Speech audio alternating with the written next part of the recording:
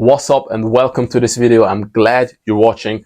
What can you expect out of this video? Well, my goal is that after this video, you'll know exactly how you can keep continuing to make knee gains for life, right? So I want to equip you with the exact exercises, how to scale them, what to look out for, and it's the exact exercise I'm also going to be continuing to do for life, so I can continue to enjoy the activities I love, continue to just move through life normally. And the good thing about these exercises is that no matter where you are right now, whether it's excruciating pain or like you're not even in knee pain at all, it doesn't really matter, because it's all about scaling your current level of ability.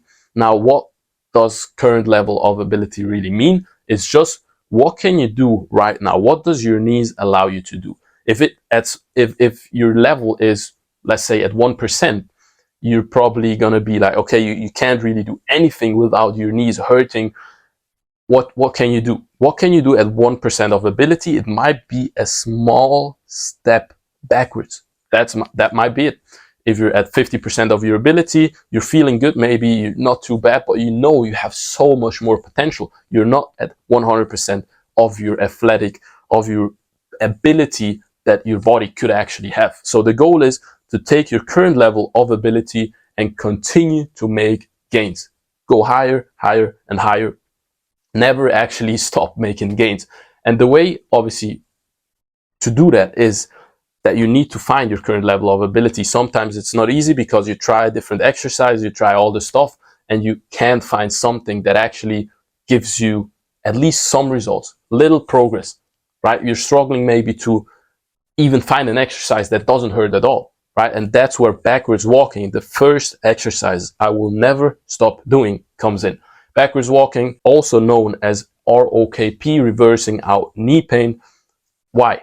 Why is it reversing out knee pain? Why is it an exercise that you should be doing continuously for the rest of your life? Well, it's pretty simple. We walk forward so much. We walk forwards, we push forwards as athletes. We try to get as fast as possible forwards, produce as much power as possible, and we strengthen all those muscles that propel us forwards. But we never really think about strengthening the muscles that allow us to slow that down, to reverse all that force that we're producing. So backwards walking simply allows us to begin to strengthen the knee and your lower body in general, in a way where you're reversing out all those years you were just pushing forward without actually working on your brakes. And the good thing is you can start in a pool. If it's like in a pool, you have so little actual impact on your body, right? So you could start walking backwards in a pool if you're in such a bad position, or I wouldn't say bad position, that's your current level of ability, and you can progress from there, right? You're in the pool, walk backwards.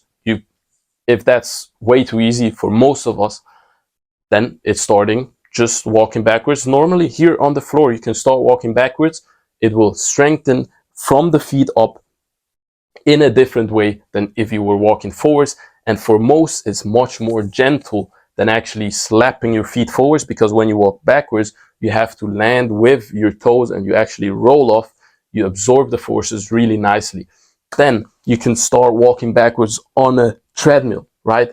With resistance, working against resistance. And the good thing about backwards walking is that on each step you're taking, you put the knee in a position where most people that struggle with knee pain or don't have the strongest knees struggle with, right? So that knee over toe position, each step you're taking backwards, you put your knee into that prone position, but you're actually able to handle it, because, right, if you're doing it in a pool, it's really easy. If you're walking backwards on the floor, it's also pretty easy, and you can even assist yourself, whatever. If you're walking backwards on a treadmill, you can hold onto something, take off some weight, add resistance as you get stronger and stronger, and that's how you level up your ability from literally ground zero if you have to start in the pool. But if you're already able to go heavy on a backward sled, then start there and continue to level up there. Like, it doesn't matter where you are right now, you can keep making knee gains.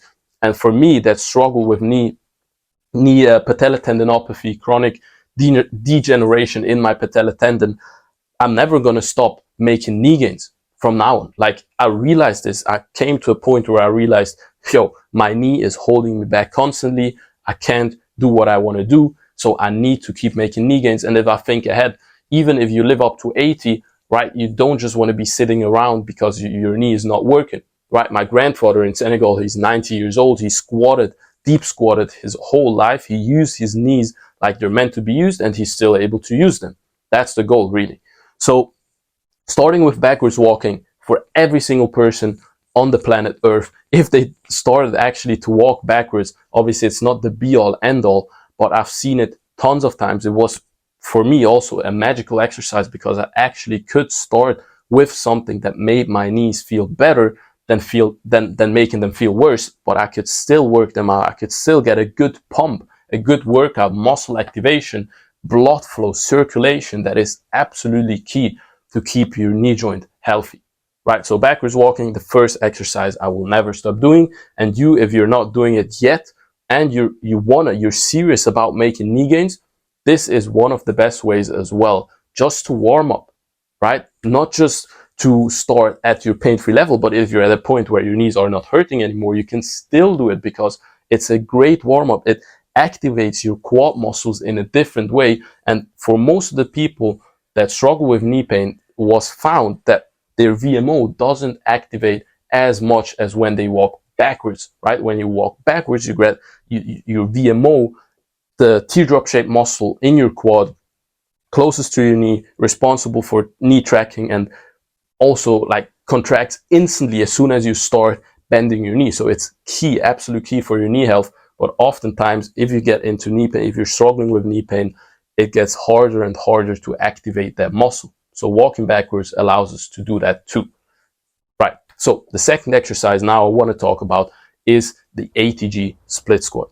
Why the ATG split squat? Well, if you've seen it already, you probably kind of know. ATG split squat, again, it's all about scaling your ability, and this is the perfect exercise to do so because many people lose their childlike ability of just being able to drop into a squat, sit on their knees, just like do whatever they want with their knees and get into that full deep knee bend without a problem. Many people lose that ability as we start sitting on chairs, as we start getting knee pain because all we do is producing force, not absorbing it, and all these different reasons for us to start avoiding deep knee bending. We're also told at some point that it's actually bad to put your knees over your toes. What happens when you deep knee bend in certain ways? When you drop down into a squat with a full knee bend, your knees go over your toes. When you try to, whatever, I don't know, do a pistol squat, you're also putting your knees over your toes. And at some point a study came out, told us, oh, there's more pressure when your knees go over your toes, and people started fearing that pressure. But what creates diamonds, right? It's pressure. What keeps your knees healthy? It's an amount of pressure your knee can tolerate, an amount of pressure that keeps your knee healthy, that lubricates the joint, right? So yeah, I could keep on ranting here, talking about how important deep knee bends are, but the essential thing you gotta understand is that a joint is meant to move. Movement is medicine. And if we lose that ability to just drop in a deep squat or sit on our heels on the floor like all the childs are able to do, all healthy people are able to do, then we need to find a level again that is appropriate for our current ability. And if you've lost that much ability from your childlike ability, if you've gone down to 20%, whatever, you can't even like get close to a deep knee bend, that's when the ATG split squat helps you, because you can elevate your front foot, still get into that deep knee bend. You can even use assistance on both sides, take out so much of your body weight that it turns into a really gentle deep knee bend. And that's when you can start scaling your ability up, right? So if you're at 20%, you start with an ATG split squat, elevated at, I don't know, at 50 inches, whatever. Really doesn't matter. 50 inches is probably way too much, but you start elevated and you can do 5-6 reps there pain-free. You get to 21%. Next time you can do 7-8 reps, and then you start lowering the elevation of your front foot, and that's how you work your way down until you get to flat ground. And once you're at flat ground, you can start loading, and from there you keep continuing to make knee gains. You don't stop there once you get to the floor. You start loading, you start like slowing down the tempo. There's different things you can do. But again, the ATG split squat allows us to start at our pain-free level. This is absolutely key if you want to scale your ability up, because if not, we could just start loading heavy weights and say, yeah, our body should be adapting to that, but we're creating more damage than the body can recover from. So this is really the equation we got to make sure, okay, we're putting some stress on our body where the body notices, okay, yeah, okay, we need to up our ability. But if you put like, I don't know, if your body is not ready for a deep squat and you start loading it, then you create so much damage, your body can't recover from it, and now your ability is even further down. So that's not the goal. It's really about finding that ability, that true ability you have right now, that stuff you can do confidently, even if you have maybe to push a little bit, but you will notice yourself, like if after 2-3 days you still haven't recovered, it got worse, you know you did too much. It was not your level of ability you was working on. But if after 1-2 days your knee feels the same again, starts feeling better even, then you know you're on the right path. Right, I think you begin to understand the importance of scaling your ability, finding your current ability and scaling it up slowly. This is how we make safe gains, and this is how we can literally come and tell anyone that's just even able to make a step backwards that they're going to be able to do more if they continue to work on what they currently have and try to scale that up. Right, so this is all about scaling ability. This is why the Be Reborn protocol that I've put out there works so well. Athletes are getting amazing results every single week because they can scale it to their ability. I have 4 videos in there that explain, okay, this is the lowest level, that's where you can enter, this is where you can get, and you start working up your way there. I have explanations, video guides, everything you need to really start at the level you can. You got to be honest with yourself, and then obviously push yourself to scale that ability up. And people are getting rid of their ankle pain, getting stronger knees, getting rid of knee pain, increasing their mobility as well. Like if you have a current, if your current mobility is poor and you can't really get deep, whatever, you can't, like every stretching you do, just after 3-4 hours, you're tightened up again, or you have to keep on doing it every single day and invest tons of time, and you see like minimal progress, you see some progress, but like how you want to keep this up for forever, right? It's all about really restructuring and doing more, like scaling your ability. Because if you're stretching, right, you're stretching out, it's awesome, it's stretching out, but you're not actually like scaling your ability in a way where you're putting your body into a like situation where the muscle is like really pulled, stretched, under load, where it's like it has to adapt for the next time. Your body realizes, okay, it has to adapt, it has to get longer, stays longer, because you're also gaining strength in that position because you loaded the exercise. But if you're just stretching passively, you're not actually like scaling your ability, you're not leveling up your flexibility. That's why once I started to do Jefferson curls, RDLs, full range RDLs, Nordics, where the muscles are really like stretched under load, that's when I made the most gains muscle wise, but also flexibility, mobility wise, and I got strong in those positions. So I'm not only flexible now, I'm also strong in those positions where when I get pushed into a certain position in my sport, my muscle is not going to snap because I'm strong enough there, right? That's really the goal as well with your mobility. You can also scale your ability there. Third exercise now, the last one, and we touched on the hamstrings already, the Nordic hamstring curl. Now, in the name it says hamstring curl. Obviously, it's working the hamstrings, but what do the hamstrings really do? Like, they help to flex your knee, also extend your hip, but flex your knee. This is one main function of the hamstrings. And with the Nordic hamstring curl, we can really, really amazingly strengthen the hamstrings as well as these tendons behind the knee here, because it's a really tendon taxing exercise. You're going to feel it once you do it the first time, or even if you already started doing it. It is hard the first time you probably jump into it. Like the first time I did it, I felt like my hamstrings, my knee was going to explode because there was so much pressure, so much pulling. but that's exactly the goal, to find that level where you can tolerate that pulling, that stress, not injuring yourself, not making things worse, but actually putting your body into a position where it adapts, and over time you'll make amazing gains. Now I'm able to rep out Nordics, MSL Nordics like it's nothing, and I'm going to continue to keep making gains there, because I'm going to continue to scale up my ability in the Nordic hamstring curl exercise. Right, so the Nordic hamstring curl, as I said, strengthens your hamstrings, strengthens your knee flexion. It's a knee flexion exercise because you're resisting knee flexion as you drop down more and more. And the great thing about the Nordic hamstring curl is the way it's set up. First of all, you need minimal equipment, right? Obviously, if you have a Nordic bench, optimal, perfect. Like the better the setup, the more gains you're going to make. But you can simply start by someone holding you down. You can, like, there's Nordic straps on Amazon, whatever, you can find them for like $20 or something. You can start working. Honestly, like, if you want to make knee gains, it's not only about strengthening all around here, the front, the patella tendon.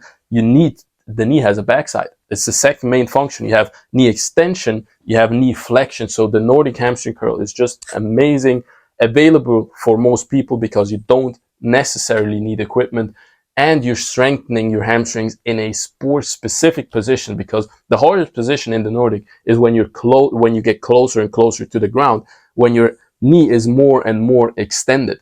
And this is the position we find ourselves in when sprinting. When we sprint and we touch the ground, and it's that exact position. It's minimal knee bend, and the hamstrings have to work hard because now we're pushing the floor back. We're landing, pushing the floor back. This is the exact position the Nordic puts us into. So we're strengthening and lengthening the hamstrings there and get them really strong there. And don't feel rushed, because the most gains you're going to make is on that eccentric way down. You don't have to rush for the concentric. The eccentric is where you're going to make the most gains, and is also the reason why this exercise is so amazing, because we're working that eccentric hamstring strength. And if you think about ACL tears, how do ACL tears happen? Often the non-contact ACL tears, way too common. We see it way too often, just randomly, boom, knee pops, ACL torn. We see it over and over again. It's how Neymar torn his ACL, non-contact. And it's in studies, we found that eccentric hamstring strength is really, really important to protect the ACL, right? So what we do in the Nordic, eccentric hamstring strength, helps us to be more protected against ACL tears. And also other studies have found that teams that included injury prevention measures with a Nordic hamstring curl were able to reduce injury rates in the hamstrings up to 50%, if I'm not wrong.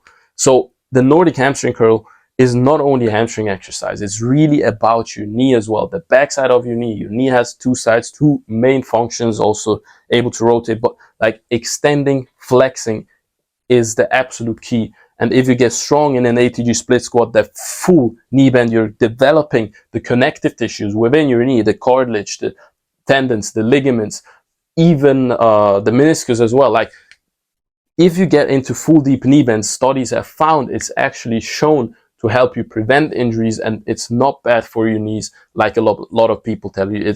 It's not dangerous if you scale it to your ability, and with proper form, you scale your ability up and you progress and progress. So backwards sled, backwards walking, whatever you can do, whatever level, whether that's on a treadmill with minimal resistance, whether that's with the heavy sled, you can scale to your level of ability and start warming your knee up, reversing out the knee pain, whatever you really need it for. It's an amazing exercise I personally will never stop doing. Second one, ATG split squat allows me to get into that full deep knee bend. I had to start at lots of elevation because I avoided deep knee bends for so long on my right knee, my bad knee, and I wasn't able to simply get into a deep knee bend without pain. My tendon also didn't react well to it, so I had to elevate a lot.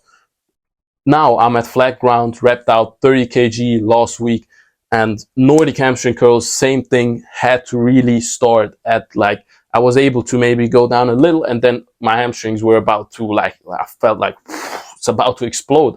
But from there, I progressed, continuously progressed, and now I'm able to do not reverse Nordics, MSL Nordics with this upright posture, strict, completely strict Nordics, and that's the goal really. Like, if you get to that point, it's not done it. I'm continuing. Like I said, these exercises, I will continue to do them and get stronger and stronger and stronger. So they allow me to continue to enjoy the sport I love, football, continue to enjoy until like however long I can really do it. This is the goal. And for you, no matter which position you're at, no matter what your knees are doing right now, these 3 exercises will make sure you can keep making knee gains for your life. And if you want some guidance on through that, like know exactly how to progress, regress, what to do, what else to do, like there's tons of things you can do for your knee to feel better, whether that's improving your hip mobility, getting your feet strong, your ankles, your lower legs. Obviously, there's other exercises that directly work the knee than just the ATG split squat. There's tons of things you can do if you want that all in like an organized way, with me guiding you through it every single week, hopping on live calls with you, seeing the wins. That's what fires me up every single week when I hop on these calls. People tell me, yeah, this and this, and also share with the community. All this, I've combined it together in the Be Reborn protocol. First link in my bio if that's something that interests you. As always, I really hope this video helped and gets you really, really clear on what you can do to keep making knee gains. Hope to see you next time. Peace.